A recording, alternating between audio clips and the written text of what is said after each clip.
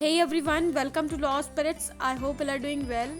तो बहुत से स्टूडेंट्स ये कह रहे थे कि उनके मॉक में जो मार्क्स हैं वो डिक्रीज़ हो रहे हैं, ज़्यादा फ्लक्चुएट हो रहे हैं एंड उनको उसका रीज़न समझ नहीं आ रहा है कि क्यों आखिर ऐसा हो रहा है।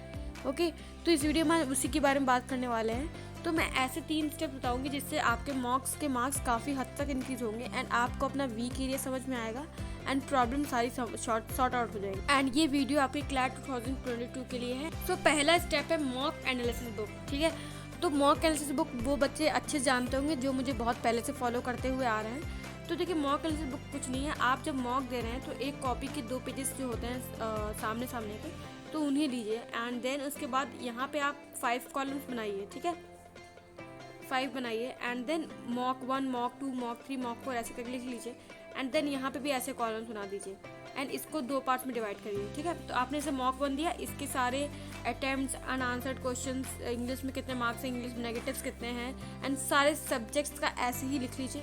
पर्टिकुलर आपने एक मॉक दिया उसका पूरा ऐसे लिख लिया आपने एंड यहाँ पे आप ये लिखिए कि वीक एरियाज आपके कौन कौन थे, मतलब आपसे कौन कौन सी गलतियाँ हुई हैं इस पर्टिकुलर मॉक में, तो वो गलतियों को आप यहाँ पे लिख लीजिए एंड कौन से स्ट्रेंथ्स है, मतलब आपने कौन से ऐसे इनिशिएटिव्स लिए या फिर आपको लग रहा है कि कौन सी ऐसी चीज़ें थी जिनसे आपके मॉक्स में मार्क्स इंक्रीज हुए हैं। ठीक है, आपने ऐसे कौन से इनिशिएटिव्स लिए। देन नेक्स्ट मॉक जो आप देने जाएंगे तो यहाँ पे अपने वीक जो पॉइंट्स थे, मतलब जो आपने गलतियाँ करी थी वो आप नहीं करेंगे इस मॉक में। देन स्ट्रेंथ जो थी वो भी आप इस मॉक में यूज़ करेंगे स्ट्रेंथ को एंड देन आप इस मॉक को जब एनालाइज करेंगे तो यहाँ पे अपनी वीक एरियाज देखेंगे कि क्या आपने गलतियाँ करी हैं, वो आपको रिपीट नहीं करनी है एंड उन गलतियों को लिखना है। देन स्ट्रेंथ को लिखेंगे यहाँ पे। फिर ऐसे ही जब तीसरा मॉक देने जाएंगे तो ये जो इन दोनों मॉक में जो आपने गलतियाँ करी थी वो इसमें नहीं करनी है एंड जो इन दोनों में आपने इनिशिएटिव लिए थे आप या फिर जिस वजह से आपके मार्क्स इंक्रीज हुए थे वो यहाँ पे लिखेंगे। ओके, तो ऐसे ही करते करते आप सारे मॉक्स में कर लेंगे एंड तो ये जो वीक एरिया एंड स्ट्रेंथ होंगे इनको रिवाइज करिए एंड इनको जब आप एग्ज़ाम देने जाएं एग्ज़ाम से एक दिन पहले एक बार देख लीजिएगा कि कौन कौन सी आपने गलतियाँ करी थी एंड आपको उसको मेन एग्ज़ाम में रिपीट नहीं करना है एंड कौन कौन से इनिशिएटिव आपने लिए थे जिनको आपने मेन एग्ज़ाम में लेना है। ओके, तो ये सब ये आपकी मॉक एनालिसिस बुक होती है एंड इससे आपको अपना वीक एरिया एंड वीक चीज़ें पता चल जाती हैं कि कौन कौन सी चीज़ें हैं जिन्हें मुझे अडॉप्ट नहीं करना है एंड उनसे जिनसे मेरे मार्क्स डिक्रीज़ हो रहे हैं। ओके, तो then is your second step is your identifying weak areas and sub weak areas, work on it.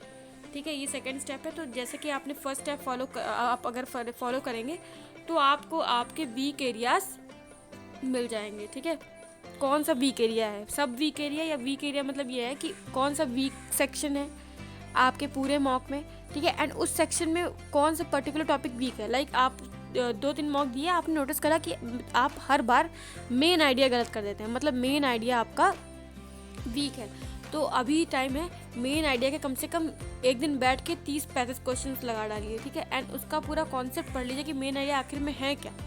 Okay, तो ऐसे ही आपको करना है। जैसे कि अगर आपने लीगल करा है तो लीगल में आप देख रहे हैं कि जिन क्वेश्चन में थोड़ा एप्लीकेशन ज़्यादा रिक्वायर्ड है या ऐसे कुछ क्वेश्चन आ जाते हैं कि इस केस को स्ट्रेंथन कैसे होगा, वीकेंड कैसे होगा, ये अलग क्वेश्चन आ जाते हैं। तो वो क्वेश्चन अगर आपसे नहीं हो रहे हैं, आपको ऐसा लग रहा है, तो उन पे बैठिए एक दिन और 40-45 क्वेश्चन लगा डालिए। ठीक है, तो ऐसे आपके वो पर्टिकुलर सेक्शंस स्ट्रांग होंगे एंड स्ट्रेंथ आएगी उन सेक्शंस में।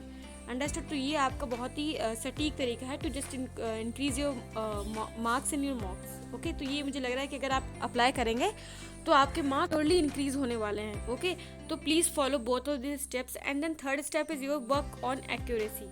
ओके, एक्यूरेसी पे आपको वर्क करना है। एक्यूरेसी मतलब कि आपके कितने गलत हो रहे हैं, उन गलत होने वाले क्वेश्चंस को कम करना है, मतलब कम गलत करना है। बिकॉज यू नो दैट कि नेगेटिव मार्किंग है जो कि है 0.25। ठीक है, एक आंसर पे 0.25 आपका करता है अगर आप वो गलत करते हैं। तो ये बहुत ही अजीब लगता है जब आप कहीं से मार्क्स सिक्योर कर रहे हैं, कोई क्वेश्चन आपने सही करा एंड कहीं जा कर के आपने गलत कर दिया एंड आपके मार्क्स चले गए।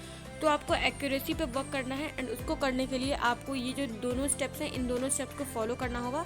तो आपकी एक्यूरेसी में काफ़ी ज़्यादा इम्प्रूवमेंट आएगा एंड अराउंड आपकी 80% एक्यूरेसी होनी चाहिए।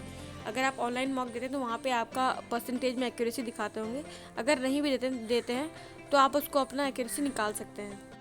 सो अगर आप ये तीनों स्टेप्स फॉलो करेंगे तो आपके मार्क्स श्योरली इंक्रीज होने वाले हैं। And if you really find this video helpful then please share this video with all the law aspirants, क्योंकि मैं चाहती हूँ कि बहुत से स्टूडेंट्स आज स्टेज पे फंसे हुए एंड उन्हें कोई वे नहीं मिल रहा है जिससे कि वो इस प्रॉब्लम से बाहर आ जाए। एंड अगर वो ये वीडियो देख लेंगे तो पक्का उनकी प्रॉब्लम सॉल्व हो जाए। So thanks for watching, please like and share this video and subscribe to my channel. And अगर आपको कोई भी लॉ एंट्रेंस से रिलेटेड प्रॉब्लम आ रही है तो प्लीज़ कमेंट डाउन बिलो और just personally DM me on Instagram और Telegram, I just address it out. मैं आपकी कोई भी प्रॉब्लम हो लॉ एंट्रेंस से रिलेटेड मैं सॉल्व कर दूंगी। And thanks for watching, thanks for giving a time.